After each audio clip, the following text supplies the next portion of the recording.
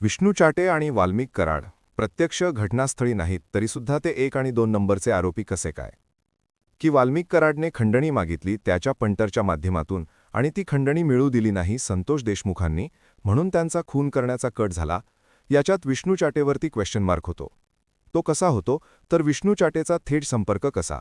आजच्या या वाल्मिक कराड आणि विष्णू चाटे यांचा संतोष देशमुखांच्या खुनामध्ये थेट संबंध कसा आहे? याच्यावरती संपूर्ण महाराष्ट्रात प्रश्न विचारले जात आहेत. लोकांना हे कोडं सुटायला तयार नाहीये. जर हे दोघं घटनास्थळी नव्हते तर त्यांच्यावरचा आरोप कसा सिद्ध होणार? साक्षीदार मॅनेज केले जाणार, एव्हिडन्स खोटं बोलणार, बाकीच्या काही गोष्टी टेक्निकल आहे ते मॅनेज केले जाणार आणि मग त्याच्यामुळे हे दोघं निर्दोष सुटणार, अशा प्रकारची एक चर्चा दुसऱ्या बाजूची आहे. पण ही चर्चा कशी निष्फळ ठरू शकते आणि याच्यामध्ये आरोपी नंबर 1 वाल्मिक कराड, आरोपी नंबर 2 विष्णू चाटे या दोघांनाही प्रत्यक्ष कृती करणाऱ्या इतर आरोपींसारखीच फाशीची शिक्षा लागू शकते, या संपूर्ण विषयावरती आता मी जे विश्लेषण करणार आहे, तुम्ही हे शेवटपर्यंत बघा, म्हणजे तुमच्या लक्षात येईल आणि पुन्हा शंकाही निर्माण होणार नाही. हा व्हिडिओ सुरू करण्याच्या अगोदर मी तुम्हाला एक साऊथच्या सिनेमामधले काही चित्रण डोळ्यासमोर आणतो. एखादा विलन येतो, भरटा गुंड असतो, तो त्याच्या भाईकडे जातो धावत पळत आणि तो तिथे जाऊन त्याला म्हणतो की भाई अपने इलाके में कंपनी हो रहा है, आणि मग ती कंपनी आपल्या भागात व्हायची असेल तर तिथल्या भाईला हप्ता दिला पाहिजे. मग भाई त्याच्या पंटर लोकांना आदेश करतो की ये जो नया कंपनी हो रहा है इसके पास से हमें 10 खोका निकालना है, और दूसरी बात क्या, वहाँ का स्क्रॅप, वहाँ की लेबर, ये सब लोग हम ही देखेंगे. म्हणजे तिथली सगळी कॉन्ट्रॅक्टे, लेबरचा प्रॉब्लेम आणि इतर सगळ्या गोष्टी, साधारणतः कंपन्यांच्या बाबतीमध्ये चालणारी जी गुन्हेगारी आहे ती साधारण अशी चालते. जो तिथला भाई आहे तो त्याच्या पंटर लोकांच्या माध्यमातून अशा प्रकारचे गुन्हे करत असतो. त्याच्यातलाच हा एक गुन्हा. आणि अगदीच सेम असंच या स्टोरीसारखं हे सगळं प्रकरण काय आणि विष्णू चाटे आणि वाल्मिक कराड सुटणारच नाहीत, हे कोणत्या मुद्द्यांवरती मी सांगणार आहे हे तुम्हाला सविस्तर व्हिडिओच्या माध्यमातून. मित्रांनो, आपल्याला सगळ्यांना माहिती आहे की संतोष देशमुखांच्या खून प्रकरणाला 1 वर्ष झालंय. या प्रकरणामध्ये अद्याप दोषनिश्चिती झालेली नाही, म्हणजे त्याला चार्ज फ्रेम म्हणतात ते झालेलं नाही.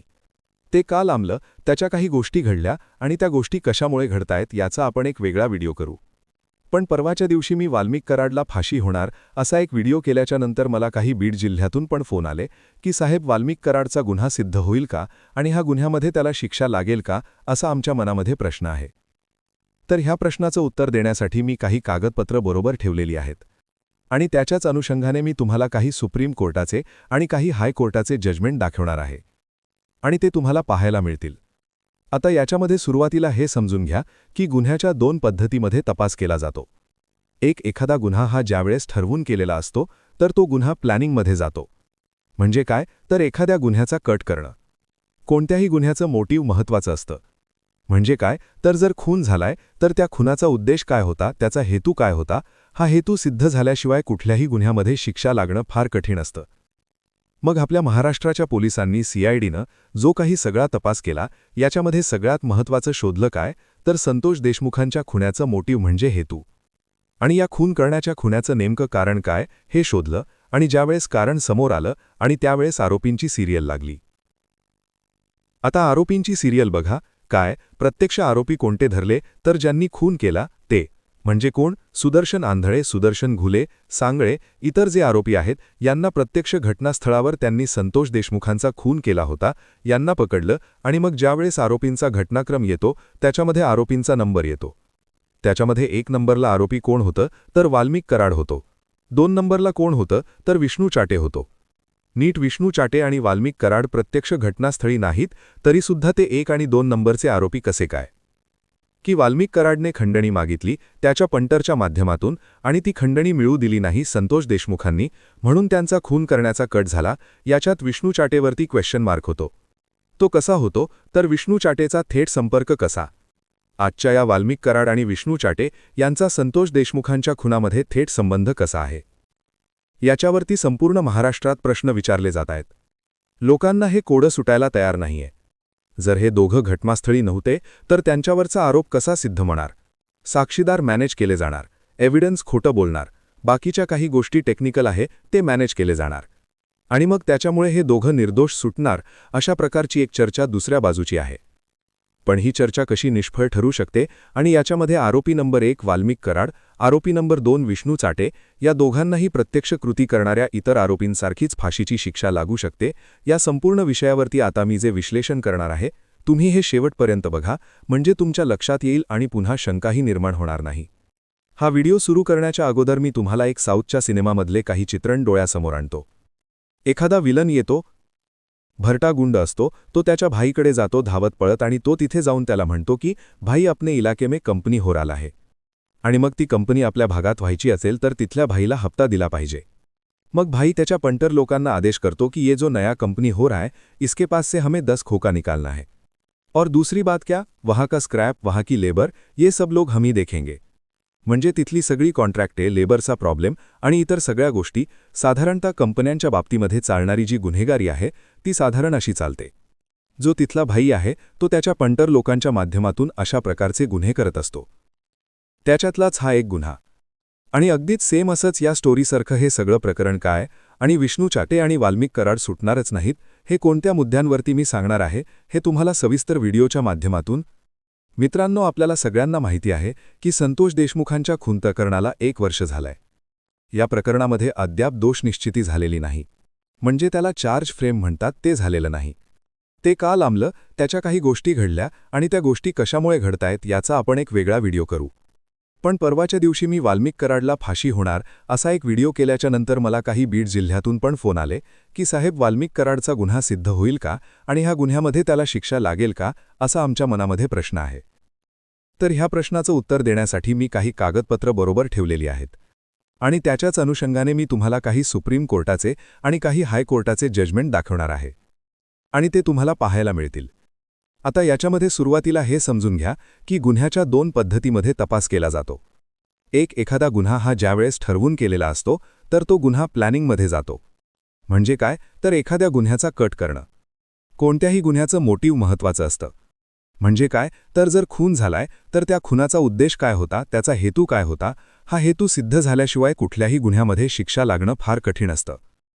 मग आपल्या महाराष्ट्राच्या पोलिसांनी CIDनं जो काही सगळा तपास केला याच्यामध्ये सगळ्यात महत्त्वाचं शोधलं काय, तर संतोष देशमुखांच्या खुनाचं मोटिव्ह म्हणजे हेतू. आणि या खून करण्याच्या खुनाचं नेमकं कारण काय हे शोधलं आणि ज्यावेळेस कारण समोर आलं आणि त्यावेळेस आरोपींची सिरियल लागली. आता आरोपींची सिरियल बघा. काय, प्रत्यक्ष आरोपी कोणते धरले तर ज्यांनी खून केला ते म्हणजे कोण, सुदर्शन आंधळे, सुदर्शन घुले, सांगडे, इतर जे आरोपी आहेत यांना प्रत्यक्ष घटनास्थळावर त्यांनी संतोष देशमुखांचा खून केला होता यांना पकडलं आणि मग ज्यावेळेस आरोपींचा घटनाक्रम येतो त्याच्यामध्ये आरोपींचा नंबर येतो. त्याच्यामध्ये 1 नंबरला आरोपी कोण होतं तर वाल्मिक कराड होतो. 2 नंबरला कोण होतं तर विष्णू चाटे होतो. नीट विष्णू चाटे आणि वाल्मिक कराड प्रत्यक्ष घटनास्थळी नाहीत तरीसुद्धा ते 1 आणि 2 नंबरचे आरोपी कसे काय, की वाल्मिक कराडने खंडणी मागितली त्याच्या पंटरच्या माध्यमातून आणि ती खंडणी मिळू दिली नाही संतोष देशमुखांनी, म्हणून त्यांचा खून करण्याचा कट झाला. याच्यात विष्णू चाटेवरती क्वेश्चन मार्क होतो. तो कसा होतो तर विष्णू चाटेचा थेट संपर्क कसा. आजच्या या वाल्मिक कराड आणि विष्णू चाटे यांचा संतोष देशमुखांच्या खुनामध्ये थेट संबंध कसा आहे याच्यावरती संपूर्ण महाराष्ट्रात प्रश्न विचारले जात आहेत.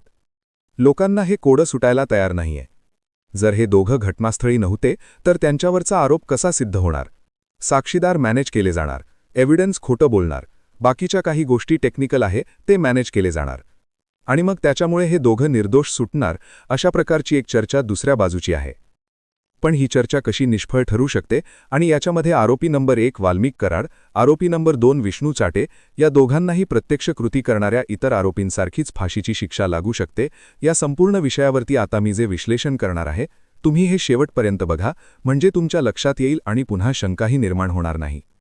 हा व्हिडिओ सुरू करण्याच्या अगोदर मी तुम्हाला एक साऊथच्या सिनेमामधले काही चित्रण डोळ्यासमोर आणतो. एखादा विलन येतो, भरटा गुंड असतो, तो त्याच्या भाईकडे जातो धावत पळत आणि तो तिथे जाऊन त्याला म्हणतो की भाई अपने इलाके में कंपनी हो रहा है आणि मग ती कंपनी आपल्या भागात व्हायची असेल तर तिथल्या भाईला हप्ता दिला पाहिजे. मग भाई त्याच्या पंटर लोकांना आदेश करतो की ये जो नया कंपनी हो रहा है इसके पास से हमें 10 खोका निकालना है और दूसरी बात क्या, वहाँ का स्क्रॅप, वहाँ की लेबर, ये सब लोग हम ही देखेंगे. म्हणजे तिथली सगळी कॉन्ट्रॅक्टे, लेबरचा प्रॉब्लेम आणि इतर सगळ्या गोष्टी साधारणतः कंपन्यांच्या बाबतीमध्ये चालणारी जी गुन्हेगारी आहे ती साधारण अशी चालते. जो तिथला भाई आहे तो त्याच्या पंटर लोकांच्या माध्यमातून अशा प्रकारचे गुन्हे करत असतो. त्याच्यातलाच हा एक गुन्हा. आणि अगदीच सेम असंच या स्टोरीसारखं हे सगळं प्रकरण काय आणि विष्णू चाटे आणि वाल्मिक कराड सुटणारच नाहीत हे कोणत्या मुद्द्यांवरती मी सांगणार आहे हे तुम्हाला सविस्तर व्हिडिओच्या माध्यमातून. मित्रांनो, आपल्याला सगळ्यांना माहिती आहे की संतोष देशमुखांच्या खून प्रकरणाला 1 वर्ष झालंय. या प्रकरणामध्ये अद्याप दोष निश्चिती झालेली नाही. म्हणजे त्याला चार्ज फ्रेम म्हणतात ते झालेलं नाही. ते का लांबलं, त्याच्या काही गोष्टी घडल्या आणि त्या गोष्टी कशामुळे घडतायत याचा आपण एक वेगळा व्हिडिओ करू. पण परवाच्या दिवशी मी वाल्मिक कराडला फाशी होणार असा एक व्हिडिओ केल्याच्या नंतर मला काही बीड जिल्ह्यातून पण फोन आले की साहेब, वाल्मिक कराडचा गुन्हा सिद्ध होईल का आणि ह्या गुन्ह्यामध्ये त्याला शिक्षा लागेल का, असा आमच्या मनामध्ये प्रश्न आहे. तर ह्या प्रश्नाचं उत्तर देण्यासाठी मी काही कागदपत्र बरोबर ठेवलेली आहेत आणि त्याच्याच अनुषंगाने मी तुम्हाला काही सुप्रीम कोर्टाचे आणि काही हायकोर्टाचे जजमेंट दाखवणार आहे आणि ते तुम्हाला पाहायला मिळतील. आता याच्यामध्ये सुरुवातीला हे समजून घ्या की गुन्ह्याच्या 2 पद्धतीमध्ये तपास केला जातो. एखादा गुन्हा हा ज्यावेळेस ठरवून केलेला असतो